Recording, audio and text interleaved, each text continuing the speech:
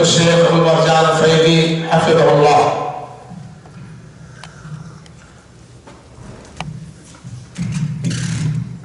السلام علیکم ورحمۃ اللہ وبرکاتہ. الحمد للہ رب العالمین والعاقبۃ للمتقین والصلاة والسلام علی اشرف الانبیاء والمرسلین اما بعد فاعوذ باللہ السمیع العلیم من الشیطان الرجیم بسم اللہ الرحمن الرحیم ذالک الکتاب لا ریب فیہ ھدی للمتقین. وقال النبی صلی اللہ علیہ وسلم دع ما یریبک الی ما لا یریبک. رواہ الترمذی عن الحسن ابن علی رضی اللہ عنہ. محترم حاضرین، آج کا جو موضوع ہے وہ ہے شکوک و شبہات. ہم قرآن کریم پڑھتے ہیں. قرآن کریم کی پہلی سورہ اور پہلی آیت، پہلی سورہ سورہ بقرہ اور پہلی آیت الف لام میم، اور اس کے بعد اگر اس آیت کو یعنی الف لام میم کو جو حروف مقطعات میں سے ہے، جس کا مراد اور جس کا معنی اللہ سبحانہ وتعالیٰ ہی کو معلوم ہے، اگر اس کو چھوڑ دیں تو اس کے بعد فوراً جو آیت آتی ہے وہ کون سی ہے؟ ذالک الکتاب لا ریب فیہ ھدی للمتقین. یہ کتاب ہے اللہ کی طرف سے نازل شدہ کتاب ہے، قرآن کریم ہے. لا ریب فیہ، اس میں کوئی شک نہیں. ھدی للمتقین، اور یہ متقیوں کے لیے ہدایت ہے. قرآن ایک معجزہ ہے. پہلے کے جتنے نبی تھے سب کو ان کے ماحول کے حساب سے معجزہ دیا جاتا تھا. لیکن یہ تو نہیں آ رہا. حضرت موسیٰ علیہ السلام ان کو کیا معجزہ دیا گیا تھا؟ عصا. عصا کیا بن جاتا تھا؟ سانپ بن جاتا تھا. تو جو معجزہ دیا جاتا ہے نبیوں کو وہ ان کے دور اور ان کی قوم کے لحاظ سے ہوتا ہے. حضرت موسیٰ علیہ السلام کے دور میں جادوگری کا بڑا چرچا تھا. جادوگری، جادوگروں کا بول بالا تھا. اسی لیے اللہ سبحانہ وتعالیٰ نے حضرت موسیٰ علیہ السلام کو عصا کا معجزہ دیا جو جادوگروں کا توڑ کر سکے، جادوگروں کا مقابلہ کر سکے. اسی طرح سے اور باقی انبیاء، ہمارے نبی کریم صلی اللہ علیہ وسلم کو بھی بہت سارے معجزے دیے گئے. حضرت صلی اللہ علیہ وسلم کو جو معجزے دیے گئے، مثلا چاند کا ٹکڑے ہو جانا، انگلیوں سے پانی کی دھار نکلنا، تھوڑا سا کھانا بہت سارے لوگوں کے لیے کافی ہو جانا، یہ سب چھوٹے چھوٹے معجزے ہیں. سب سے بڑا معجزہ کیا ہے؟ قرآن کریم کا معجزہ ہے. نبی کریم صلی اللہ علیہ وسلم کا سب سے بڑا معجزہ کیا ہے؟ قرآن کریم ہے. حضرت صلی اللہ علیہ وسلم کے دور میں بلاغت اور فصاحت کا، ادب کا دور تھا. بلاغت، فصاحت، ادب، یعنی قریش اور اس وقت کے جو عرب تھے ان کو اپنی زبان پر بڑا ناز تھا، بڑا فخر تھا. وہ خود کو عرب کہتے تھے، عرب، اور باقی دنیا کو عجم. عجم کا معنی ہوتا ہے عجما سے، یعنی گونگے، جن کو بولنے کا سلیقہ نہیں ہے. زبان تو ہے لیکن وہ زبان کوئی زبان نہیں ہے نا. نہ چینی کوئی زبان ہے، نہ اردو کوئی زبان ہے، نہ انگریزی کوئی زبان ہے. زبان تو ہماری زبان. اسی لیے اہل عرب باقی دنیا کو عجم کہتے تھے اور خود کو عرب کہتے تھے. تو عرب کو اپنی زبان پہ، اپنی عربی زبان پہ بڑا ناز تھا. اشعار کہتے تھے، جملے تعلیم کرتے تھے، اور جس کے اشعار بہت اچھے ہوتے تھے. جب حج کا موسم آتا تھا، بازار لگتا تھا، تو وہاں پر شعراء اپنے قصیدے پڑھتے تھے. جس کا قصیدہ سب سے اونچا اور سب سے اچھا ہوتا تھا اس کو پسند کیا جاتا اور اس کو سال بھر کے لیے خانہ کعبہ پر لٹکا دیا جاتا تھا، اس کی تکریم کے لیے، اس کی تعظیم کے لیے. ان کو اپنی زبان پہ بڑا ناز تھا. اسی لیے اللہ تعالیٰ نے قرآن کریم دیا. قرآن کریم جو انتہائی فصیح اور بلیغ ہے، اور چیلنج بھی دیا. کیا دیا؟ چیلنج بھی دیا کہ تم کو اپنی زبان پر ناز ہے، تم کو اپنے ادب پر، اپنی فصاحت پر اور بلاغت پر غرور ہے، تم قرآن طرح کیا کرو، کوئی صورت بنا کے لاؤ، 10 آیتیں ہی بنا کے لاؤ. اگر اس طرح سے تم بنا کے لا کے دے سکتے ہو تو ہم مان لیں گے کہ ہاں یہ انسانی کلام ہے. اور اگر تم قرآن کی طرح نہ کوئی آیت بنا سکتے نہ کوئی صورت بنا سکتے تو یہ یاد رکھنا کہ یہ جو ہے انسانی کلام نہیں ہے، یہ اللہ کی طرف سے نازل شدہ ہے اور اس پر ایمان لانا تمہارا فرض ہے. قرآن کریم میں بڑا معجزہ تھا. عرب عاجز آ گئے، ان کے بس کی بات نہیں تھی کہ وہ قرآن کریم کا مقابلہ کرتے. تو یہ جو الف لام میم ہے یہ کیا ہے؟ صرف سورہ بقرہ ہی میں نہیں بلکہ اور بہت ساری سورتوں میں فواتح جو ابتدائی آیت الف لام میم ہے نا، کاف ہا یا عین صاد صاد یاسین، اس طرح کے کلمات ہیں. آپ تفسیر میں اور ترجمہ میں جب دیکھیں گے تو آپ کو ملے گا کہ اللہ ہی جانتا ہے کہ اس سے کیا مراد ہے. بے شک اللہ جانتا ہے کیا مراد ہے، لیکن مفسرین نے جو قریب معنی اس کا نکالا ہے، بتایا ہے، وہ یہ ہے کہ یہ حروف جو سورتوں کے شروع میں ہے یہ چیلنج کے لیے. کس لیے ہے؟ کس کو چیلنج کے لیے؟ عرب کو، جن کو اپنی زبان پر راز تھا، ان کو چیلنج کرنے کے لیے یہ حروف ہے. یعنی یہ جو سورت ابھی پڑھی جائے گی یہ انہی حروف سے بنی ہے جس کو تم پڑھتے ہو، جن حروف کو تم پڑھتے ہو، جن حروف کو تم لکھتے ہو، یہ انہی حروف سے یہ سورت بھی بنی ہے. الف لام میم سے بنی ہے، کاف ہا یا عین صاد سے بنی ہے، یاسین سے بنی ہے، انہی حروف سے بنی ہے. تو یہ تمہارے ہی حروف ہے، تم ہی ان کو لکھتے، پڑھتے اور استعمال کرتے ہو. تو اگر یہ کسی انسان کا کلام ہے تو تم بھی انہی حروف کو جوڑ کے قرآن کریم میں جیسی صورتیں ہیں ویسی کوئی صورت بنا لو. ایک صورت مکمل نہیں بنا سکتے تو 10 آیت ہی بنا لو. یہ چیلنج کے لیے ہے. یہ حروف کس لیے ہے؟ چیلنج کے لیے، تحدی کے لیے کہ انہی حروف سے قرآن بنا ہے. تمہارے اندر اگر دم ہے، تم اگر اس کے اللہ کی طرف سے نازل ہونے کا انکار کرتے ہو تو انہی حروف کو جوڑ کے تم بھی اسی طرح کی آیتیں بنا لو، اسی طرح کی صورتیں بنا لو. تم کو اپنی زبان پر ناز ہے. تو اگر تم ایسا نہیں کر رہے تو یا یقین کرو، اس کو تسلیم کرو کہ اللہ کی طرف سے نازل شدہ ہے. پھر اس کے بعد دنیا کی جتنی بھی کتابیں ہیں، آپ کوئی بھی کتاب پڑھو گے تو شروع میں مقدمہ میں، پیش لفظ میں اور اس سے پہلے کیا لکھتے ہیں؟ لکھتے ہیں کہ میں نے اس کتاب کو لکھا ہے اور یہ میری معلومات کی حد تک صحیح ہے. میرے پاس جتنا علم ہے اس کے مطابق میں نے اس کتاب میں صحیح لکھا ہے. لیکن اس کے باوجود اس کتاب میں غلطیاں پائی جا سکتی ہیں. لہذا جتنے قارئین، پڑھنے والے، ریڈرز ہیں، وہ اگر اس کتاب میں کوئی غلطی پائے تو مجھ کو مطلع کریں. آئندہ ایڈیشن میں اس کی اصلاح کر دی جائے گی. اس کے بعد دیکھیں گے کہ اس پہ ای میل دیا ہے، فون نمبر دیا ہے، ایڈریس دیا ہے کہ اگر کچھ کمی اور خامی ہو تو ہم کو اطلاع کریں، ہم اس کو درست کر لیں گے. دنیا کی ساری کتابیں ایسی ہی ہیں. کوئی مصنف ایسا دعویٰ نہیں کر سکتا کہ اس کی کتاب میں کوئی غلطی نہیں ہے، اور اگر کوئی غلطی ہے تو پوری دنیا کو چیلنج ہے کہ اس کی کتاب میں یہ غلطی نکال کر دکھائی جائے. لیکن قرآن کریم ایک ایسی کتاب ہے جو شروع ہی میں یہ چیلنج کرتی ہے. قرآن کریم کیا کہتا ہے؟ ذالک الکتاب لا ریب فیہ، یہ کتاب ہے اور اس میں کوئی شک نہیں. شک یعنی شک کی بات، شبہ کی بات، غلطی کی بات، کوئی کمی، کوئی خامی، کوئی بھول، کوئی چوک کچھ ہے ہی نہیں. چیلنج ہے پوری دنیا کو. شروع ہوئی کتاب اور پہلا ہی جملہ کیا کہا کہ یہ کتاب ہے، اس میں کوئی غلطی خامی نہیں، کوئی شک نہیں، اور یہ متقیوں کے لیے ہدایت کی کتاب ہے. پہلے ہی چیلنج. اور یہ چیلنج ابھی بھی باقی ہے، قیامت تک باقی رہے گا. اور کسی کے اندر یہ دم نہیں ہے کہ قرآن کریم کا توڑ کر سکے اور قرآن کریم میں کوئی شک کی بات نکال سکے، کوئی شبہ کی بات نکال سکے، کوئی غلطی نکال سکے. یہ قرآن کریم کا چیلنج ابھی بھی باقی ہے اور قیامت تک باقی رہے گا. تو میرا موضوع ہے شکوک و شبہات. نبی کریم صلی اللہ علیہ وسلم کی 2-3 حدیثیں پڑھوں گا اور اس کی تشریح کروں گا اور پھر آپ لوگوں سے رخصت لے لوں گا. پہلی حدیث شک کے موضوع پہ حضرت نعمان بن بشیر رضی اللہ عنہ کی روایت ہے، بخاری مسلم میں ہے.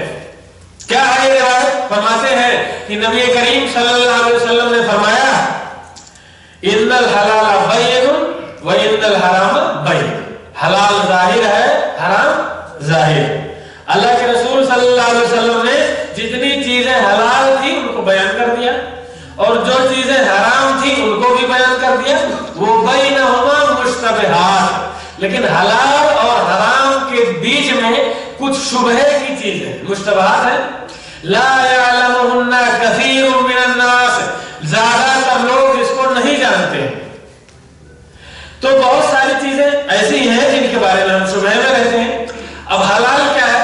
پانی حلال ہے نا، گیہوں چاول روٹی یہ حلال ہے، اور بکرا حلال ہے، اونٹ حلال ہے، ساری چیزیں ہم کو معلوم ہے. اسی طرح سے کتا حرام ہے، خنزیر حرام ہے، سود حرام ہے، اور بہت ساری چیزیں حرام ہیں، ہم کو معلوم ہے. لیکن اس کے بیچ میں کچھ مشتبہ چیزیں، اختلافی چیزیں، اختلافات کی چیزیں ہیں، ان کو ہمیں نہیں علم ہے، ہمیں نہیں معلوم ہے. تو جو مشتبہ چیز ہو، شک والی چیز ہو، اس کے لیے کیا حکم دیا اللہ کے نبی صلی اللہ علیہ وسلم نے؟ فرمایا لا یعلمہن کثیر من الناس، ان کو بہت سارے لوگ نہیں جانتے. فمن اتقى الشبہات، تو جو شبہات سے بچے، شکوک سے بچے، فقد استبرأ لدینہ وعرضہ، تو اس نے اپنا دین بچا لیا اور اپنی عزت بچا لی. کہا کہ حرام بھی ظاہر ہے اور حلال بھی ظاہر ہے، اور اس کے بیچ میں شبہ والی چیزیں ہیں، بہت ساری چیزیں ہیں جن کو لوگ نہیں جانتے، شکوک میں مبتلا رہتے ہیں، وہ شک والی چیز ہوتی. تو مومن کا اصول یہ ہونا چاہیے کہ وہ شک والی چیز سے دور رہے، شک والی چیز میں نہ پڑے. تو جو شکوک سے بچے، شک والی چیز سے بچے، وہ کیا کرے گا؟ وہ اپنے دین کو بچا لے گا اور اپنی عزت کو بچا لے گا. دین کو کیسے بچا لے گا؟ ممکن ہے کہ جس چیز کے بارے میں اسے شک ہے کہ حلال ہے یا حرام، ہو سکتا ہے وہ حرام ہو، لیکن وہ سوچے کہ چونکہ واضح نہیں ہے اس کی حرمت، اس لیے لاؤ کر لیتے ہیں، اور وہ کرنے کے بعد پھر حرام میں پڑ جائے تو اس نے دین کو بچا لیا. وَعِرْضِهِ، اور اپنی عزت کو بھی بچا لیتا ہے. عزت کو بھی بچانا یہ بھی ایک مومن پہ فرض ہے. ایک مومن اپنی عزت کو بچانے کے لیے بھی کام کرتا ہے. اسی لیے کہا جاتا ہے کہ اتقوا مواضع التہم، تہمت کی جگہوں سے بچو. ممکن ہے کہ آپ چلے گئے، کہاں چلے گئے؟ جہاں طوائفیں رہتی ہیں، زانیہ عورتیں رہتی ہیں، وہاں چلے گئے. آپ کس لیے گئے؟ تبلیغ کرنے گئے، ان کو سمجھانے گئے. لیکن سمجھنے والے کیا سمجھیں گے؟ آپ غلط نیت سے گئے. شراب کھانے میں آپ چلے گئے، آپ سمجھانے گئے شرابیوں کو، لیکن دیکھنے والے کیا سمجھیں گے؟ کہ وہ شراب پینے گئے ہیں. تو عزت کو بچانا بھی یہ ضروری ہے. ایک مومن اپنی عزت کو بھی بچاتا ہے، تہمت کی جگہوں سے بچتا ہے. آپ کو کوئی اور طریقہ اختیار کرنا چاہیے. نبی کریم صلی اللہ علیہ وسلم ایک بار حضرت صفیہ رضی اللہ عنہ کے ساتھ بات کر رہے تھے. آپ کی بیوی ہیں، بات کر رہے ہیں، پردے میں ہیں، وہ ان سے بات کر رہے ہیں، کیا مشکل ہے؟ ایک صحابی گزرے تو نبی کریم صلی اللہ علیہ وسلم نے ان کو بلا کے کہا کہ سنو، یہ صفیہ ہے، ہماری بیوی ہے. کہا معاذ اللہ، اللہ کے رسول صلی اللہ علیہ وسلم، ہم آپ کے بارے میں ایسا سوچیں گے، ہم آپ کے بارے میں ایسا شک کریں گے؟ نبی کریم صلی اللہ علیہ وسلم نے فرمایا نہیں، شک کو دور کرنا بہت ضروری ہے، کیونکہ شیطان یہ انسان کے خون کے ساتھ دوڑتا ہے، کوئی بھی بات دل میں لا دے گا. تو ایک مومن کا برتاؤ اور تعامل اس طرح سے ہونا چاہیے کہ کوئی اس پہ شک نہ کر سکے. آپ کہیں جا رہے ہیں تو آپ کچھ اس طرح سے اگر محسوس کرتے ہیں کہ لوگ شک میں مبتلا ہے، کچھ غلط کر رہا ہوں، میں ایسا سوچ رہے، تو آپ وضاحت کر سکتے ہیں کہ میں یہ کرنے جا رہا ہوں، میں یہاں جا رہا ہوں. رمضان کا موسم ہے، آپ کہیں کسی ہوٹل میں داخل ہو رہے ہیں، کچھ نگاہیں اٹھی کہ لگتا ہے فلاں صاحب کھانے جا رہے ہیں، آپ کھڑے ہو کے وضاحت کر سکتے ہیں کہ میں کچھ کھانے نہیں جا رہا ہوں، میں لے جا رہا ہوں بچوں کے لیے، یا میں خود ہی افطاری کے بعد کھاؤں گا. تو اس طرح سے شک کی جو ہے، شک کی وضاحت اور شک کو دور کرنا یہ بہت اہم ہے. شک میں پڑنا نہیں چاہیے، اور اگر لوگ آپ کے بارے میں شک میں پڑ رہے ہیں تو اس کو آپ دور کریں اور اس کی جو ہے وضاحت کریں. ایک لطیفہ، ایک ادیب ہے، اردو کے ادیب مولانا عبدالحلیم شرر سے. مولانا عبدالحلیم شرر بہت اچھے تھے، بہت ادیب تھے، ان کی بہت ساری کتابیں ہیں. رمضان کے مہینے میں وہ کچھ خرید کے، جھولے میں کچھ خرید کے لے کے جا رہے تھے. ایک صاحب تھے وہ مولانا سے زیادہ قریب تھے, مذاق وغیرہ کرتے رہتے تھے, تو انہوں نے مذاق کرنا شروع کیا کہ مولانا صاحب علماء کرام ہم لوگوں کو تو کہتے ہیں کہ روزے رکھو, یہ نہ کھاؤ وہ نہ کھاؤ, روزہ ٹوٹ جائے گا, اور خود بہت ساری کھانے کی چیزیں لے جاتے ہیں اور پتہ نہیں کیا کرتے ہیں گھر میں لے جا کے خرید کے. اس نے مذاق کیا. مولانا صاحب نے کہا کہ ہاں صحیح کہہ رہے ہو, اس میں ایسی چیز ہے جس کے کھانے سے روزہ نہیں ٹوٹتا ہے. اس نے کہا کون سی ایسی چیز ہے جس کے کھانے سے روزہ نہیں ٹوٹتا ہے؟ مولانا نے کہا کہ اگر تم وعدہ کرو کہ اسے کھاؤ گے تو میں دکھاؤں. کہا جب روزہ نہیں ٹوٹتا ہے تو کھانے میں کیا حرج ہے؟ تو مولانا نے جھولا دکھایا. اندر کیا تھا؟ 2 جوتے تھے, مولانا خرید کے لا رہے تھے بازار سے. تو اس طرح سے شکوک میں لوگ پڑ جاتے ہیں. شکوک کی وضاحت ضروری ہے. نبی کریم صلی اللہ علیہ وسلم نے کہا کہ جو شکوک سے دور رہے گا وہ کیا کرے گا؟ اپنے دین کو بھی بچا لے گا اور اپنی عزت کو بھی بچا لے گا, اس کی عزت بھی بچ گئی. اور آگے کیا فرمایا؟ اور فرمایا الا وان لکل ملک حمل, جان لو کہ ہر بادشاہ کی چراگاہ ہوتی ہے. چراگاہ آج کے زمانے میں آپ سمجھ لیں VIP ایریا. وزیر اعظم رہتا ہے, اس کے اطراف میں کچھ ایریا گھیر دیا جاتا ہے, سیکورٹی رہتی ہے, آپ وہاں نہیں داخل ہو سکتے, اجازت لیں اور بہت ساری کارروائی پوری کریں تب وہاں جا سکتے ہیں, نہیں تو وہاں نہیں جا سکتے. تو ہر بادشاہ کا مخصوص علاقہ ہوتا ہے, مخصوص ایریا ہوتا ہے. اس ایریا اور اس علاقہ میں کسی کو جانے کی اجازت نہیں ہوتی. تو الا وان لکل ملک حمل, ہر بادشاہ کی چراگاہ ہوتی ہے. وَإِنَّ حِمَ اللَّهِ مَحَارِمُهُ, اور اللہ تعالیٰ کا جو VIP ایریا ہے, جو مخصوص ایریا وہ کیا ہے؟ اس کے حدود ہیں, اس کے محارم ہیں, اس کی حرام کردہ چیزیں. اللہ تعالیٰ بھی بادشاہ ہے, وہ تو ملک الملوک ہے, تمام بادشاہوں کا بادشاہ ہے. اس کے بھی کچھ حدود ہیں, کچھ VIP ایریا ہے, کچھ ممنوع علاقہ ہے, پروہیبٹڈ زون, ایسا ایریا جہاں نہیں جا سکتے. تو اللہ کے جو حدود ہیں اور جو محرمات ہیں, حرام چیزیں ہیں, یہ ممنوع علاقہ ہے, وہاں آپ نہیں جا سکتے. اور اگر آپ کو بچنا ہے تو آپ کیا کریں گے؟ ایسا نہیں ہے کہ کانٹے سے وہ ایریا گھیرا ہے تو آپ وہیں جا کے کھڑے رہو کانٹے کے کنارے کہ ہم وہاں نہیں جاتے لیکن یہاں ہم رہیں گے. نہیں, وہاں کانٹے اور اس باڑ کے قریب بھی نہیں جانا ہے. نبی کریم صلی اللہ علیہ وسلم نے فرمایا کہ جو اس کے قریب ہوگا, اس چراگاہ کے قریب ہوگا, وہ اس میں پڑ سکتا ہے.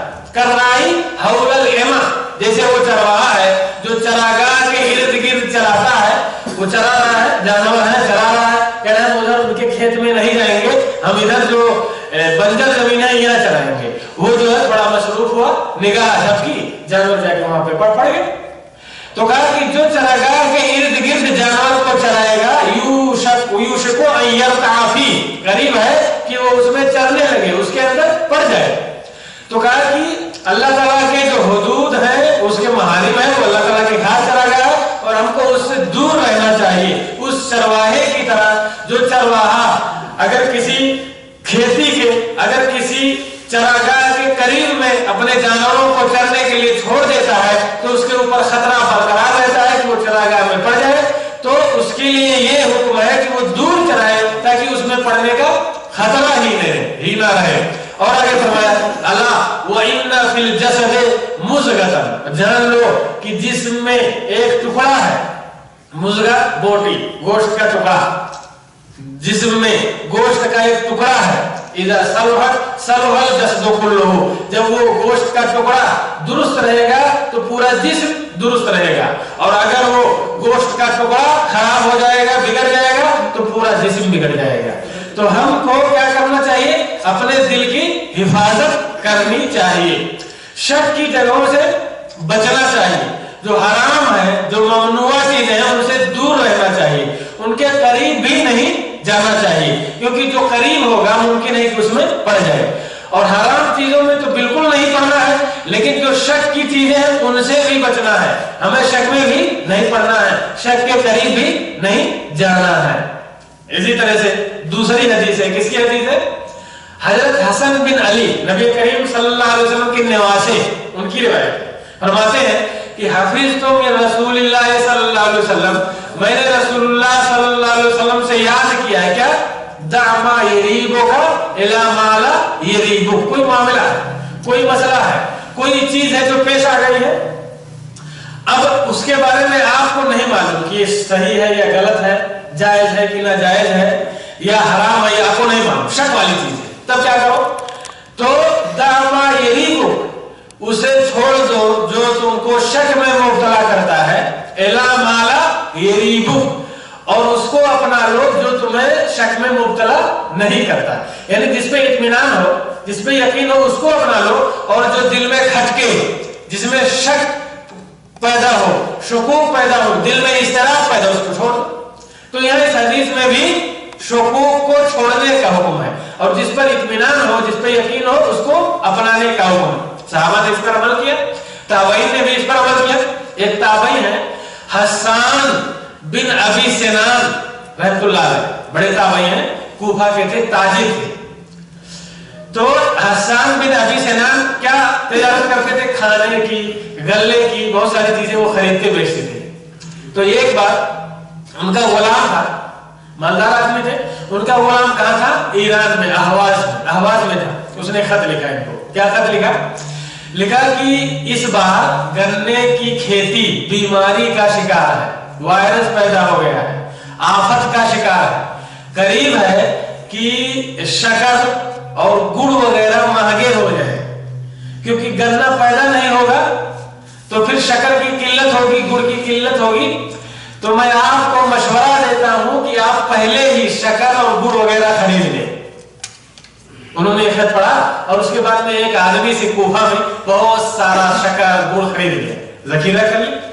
پھر چند ہی مہینے گزرے تھے کہ ان کو اس گڑ میں، اس شکر میں 30,000 درہم کا نفع ہوا۔ کم نہیں، کتنے کا؟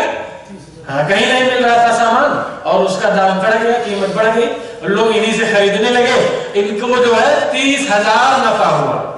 جب یہ سب بیچ چکے، اتنا سارا نفع ان کو مل چکا، تو ان کے دل میں اضطراب پیدا ہوا، کھٹکا پیدا ہونے لگا، کہنے لگے وہ اس نے وہاں سے خط لکھا اور میں نے اسی خط کی بنیاد پر یہ جو ہے خرید و فروخت کی، اور اس آدمی سے جس سے میں نے لیا تھا اس کو نہیں معلوم ہے، تو میں نے غلط کیا اس بیچارے کے ساتھ۔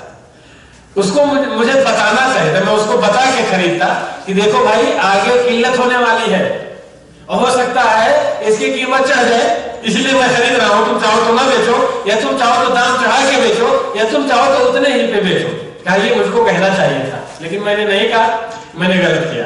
اس کے بعد میں گھر سے گئے اس شخص کے یہاں جس سے انہوں نے وہ شکر خریدا تھا، وہاں پہنچے اور کہنے لگے دیکھو میں نے تم سے خریدا تھا اور مجھے علم تھا کہ دام چڑھ جائے گا، اور اسی لیے میں نے تم سے خریدا تھا، اور میں نے تم کو نہیں بتایا تھا، خبر نہیں دی تھی، تو مجھے شک ہے کہ میں نے تم کو نقصان پہنچایا، تو جو معاوضہ، جو ہرجانہ ہوتا ہے وہ تو میں دینے کو تیار ہی تھا، لیکن میں یہ چاہتا ہوں کہ تم یہ بیع توڑ دو، یہ جو معاملہ ہوا تھا ہمارے تمہارے درمیان، اس کو توڑ دو، اور پورا پیسہ نفع کے ساتھ جو میں نے بیچا ہے وہ پورا تم لے لو، اس بیع کو میں توڑ رہا ہوں۔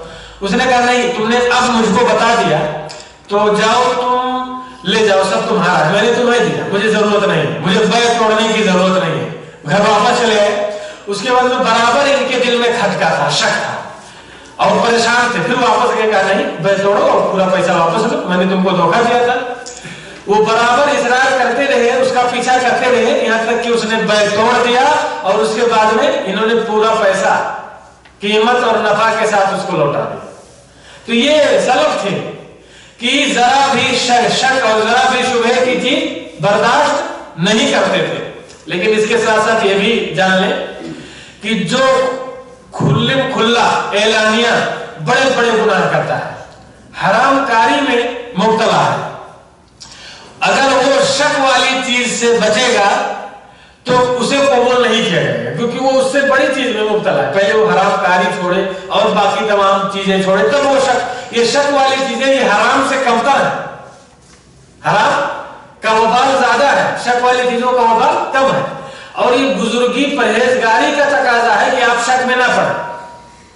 تو وہ شخص کیا کرتا ہے کہ حرام میں پڑتا ہے اور آگے پوچھتا ہے کہ شک والی چیز میں ہم پڑھیں کہ نہ پڑھیں، تو وہ غلط کرتا ہے، پہلے وہ حرام چھوڑے۔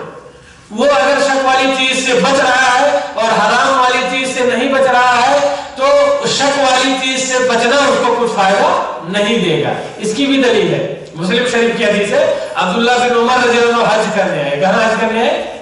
مکہ۔ مکہ میں تو حج ہوتا ہے۔ تو ایک عراقی آیا کوفہ کا اور آ کے اس نے پوچھنا شروع کر دیا سوال۔ احرام جب باندھتے ہیں تو شکار کرنا منع ہو جاتا ہے، آپ لوگ جانتے ہیں۔